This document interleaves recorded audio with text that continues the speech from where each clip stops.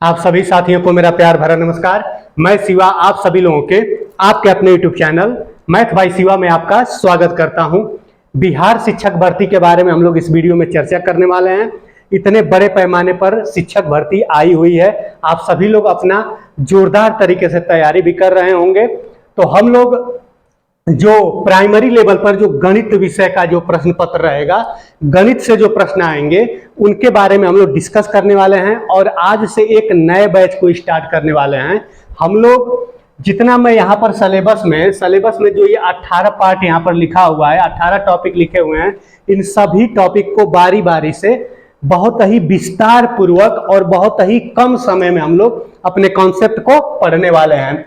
तो चलिए, आज पहली वीडियो है हमारी। तो इस पहली वीडियो में सबसे पहले हम लोग सिलेबस के बारे में जान लेंगे कि हमको कहां से कहां तक अपनी पढ़ाई करनी है, ताकि हम जो गणित का हमारा 20 प्रश्न आने वाला है उसमें बेहतर से बेहतर प्रदर्शन कर सके। देखिए, गणित एक ऐसी विषय होती है कि अगर आपका उसका कॉन्सेप्ट अगर आपको क्लियर है तो आपका जो नंबर होता है एकदम पूर्णतः करेक्ट होता है। ठीक है, उसमें ये नहीं रहता है कि अभी आप अंदेशा में है कि आप जो उत्तर लगाए वो सही है या गलत है। यानी गणित चाहे तो ठोस नंबर देती है या ठोस नंबर निगेटिव भी कर देती है। ठीक है ना। तो चलिए हम लोग शुरुआत करते हैं। सिलेबस के बारे में हम लोग इस वीडियो में चर्चा करेंगे। उसके बाद से नेक्स्ट क्लास से हम लोग जितना भी मैं यहाँ पर टॉपिक लिखा हूं उसको आपको विस्तार पूर्वक पढ़ाऊंगा। ठीक है। तो आप सभी लोगों को पता होगा कि जो बीपीएससी के द्वारा कंडक्ट कराया जाने वाला एग्जाम, जो प्राइमरी का एग्जाम कंडक्ट कराया जाएगा, टीचिंग एग्जाम जो कंडक्ट कराया जाएगा, उसमें जो हमारा गणित विषय का जो प्रश्न पूछा जाएगा तो उसमें किन किन टॉपिक से प्रश्न पूछा जाएगा उसके बारे में हम लोग जानेंगे। तो सबसे पहले हमारा टॉपिक दिखाई दे रहा है संख्या पद्धति। संख्या पद्धति यानी नंबर सिस्टम से। तो नंबर सिस्टम से क्या क्या प्रश्न पूछा जा सकता है? तो नंबर सिस्टम से यानी संख्या से पूछा जाएगा कि संख्या कितने प्रकार की होती है और संख्याओं के उन प्रकार का कुछ न कुछ गुण होता है। जैसे प्राकृतिक संख्या का कुछ गुण होता है, पूर्ण संख्याओं का कुछ गुण होता है, सम संख्याओं का कुछ गुण होता है, विषम संख्याओं का गुण होता है, संबरक नियम हो गया, क्रम विनिमय नियम हो गया, साहचर्य नियम हो गया। मतलब संख्या पद्धति से संबंधित ठोस जो भी चीजें जो परीक्षा की दृष्टि से इंपॉर्टेंट रहेंगी उसको हम लोग नेक्स्ट क्लास में पढ़ेंगे भी। ठीक है ना। तो यानी नंबर सिस्टम से हमारा यही सब प्रश्न आएगा। अगला है दशमलव तथा भिन्न संख्या।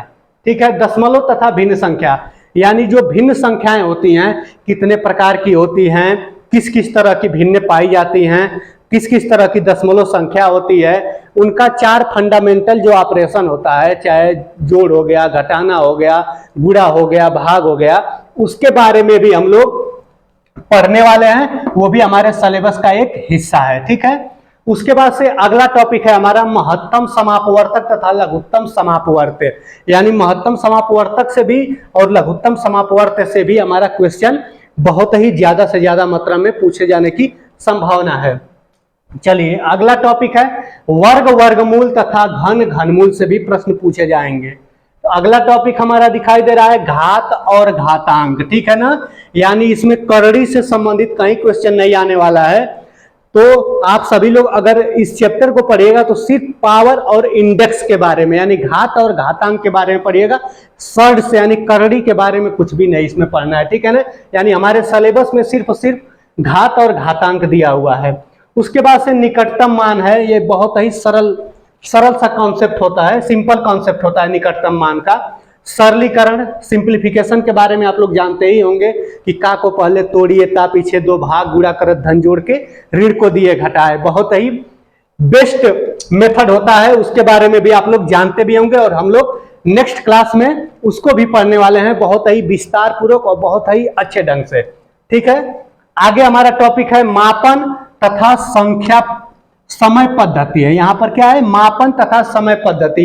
यानी जो मेजरमेंट चैप्टर है, मेजरमेंट चैप्टर से पूछे जाने वाले सवाल ये होते हैं। जैसे मान लीजिए कि किलोमीटर को डेकामीटर में चेंज कर दीजिए, डेकामीटर को मीटर में चेंज कर दीजिए। यानी कुछ यूनिट दिया रहता है, किसी यूनिट को अलग यूनिट में चेंज किया जाता है। कैसे चेंज किया जाता है? अगर हमको मान लीजिए कि कुछ मान दिया हुआ है, जैसे 10 किलोग्राम को ये बोल दे कि 10 किलोग्राम को डेकाग्राम में बदलिए, तो इस तरह के प्रश्न हमारे इसमें आते हैं, मापन वाले चैप्टर में आ जाते हैं।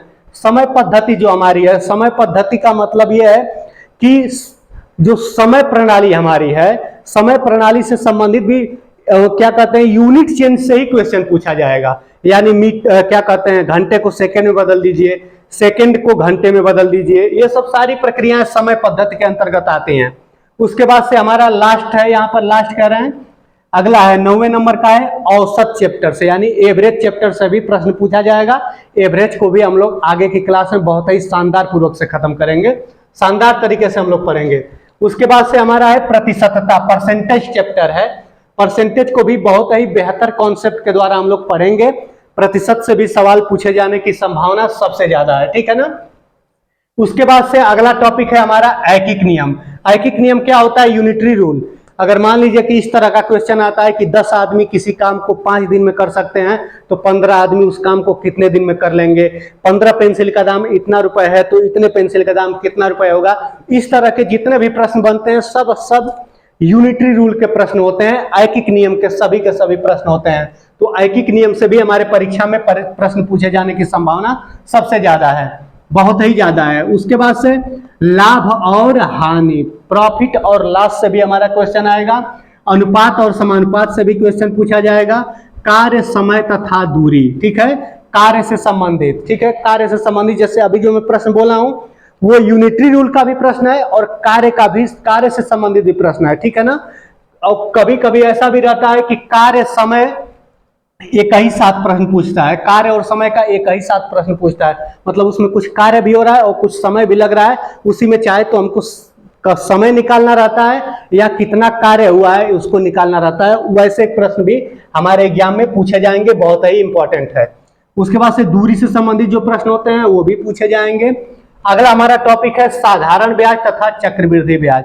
साधारण ब्याज और चक्रवृद्धि ब्याज से भी प्रश्न पूछे जाएंगे, हमारे सिलेबस का ये हिस्सा है, ठीक है। बहुत ही शानदार तरीके से और एक अलग और एक नए कॉन्सेप्ट के साथ मैं आपको साधारण ब्याज और चक्रवृद्धि ब्याज पढ़ाऊंगा, और हम लोग उतना ही पढ़ेंगे जितना हमारे एग्जाम के लिए जरूरी है, ठीक है।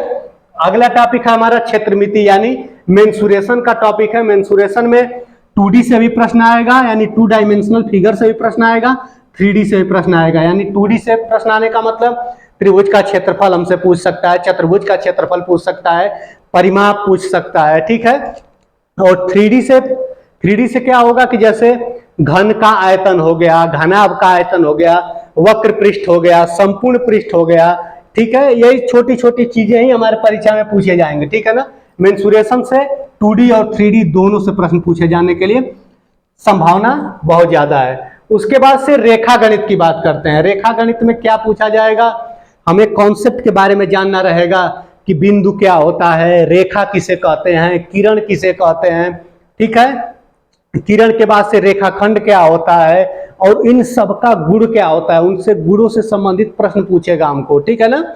तो हम लोग रेखा गणित को बहुत शानदार तरीके से पढ़ेंगे। और हमारा लास्ट यहाँ पर सिलेबस में लास्ट चैप्टर दिया हुआ है आंकड़ों का प्रबंधन, ठीक है ना। डाटा हैंडलिंग से संबंधित प्रश्न पूछे जाएंगे, ठीक है ना।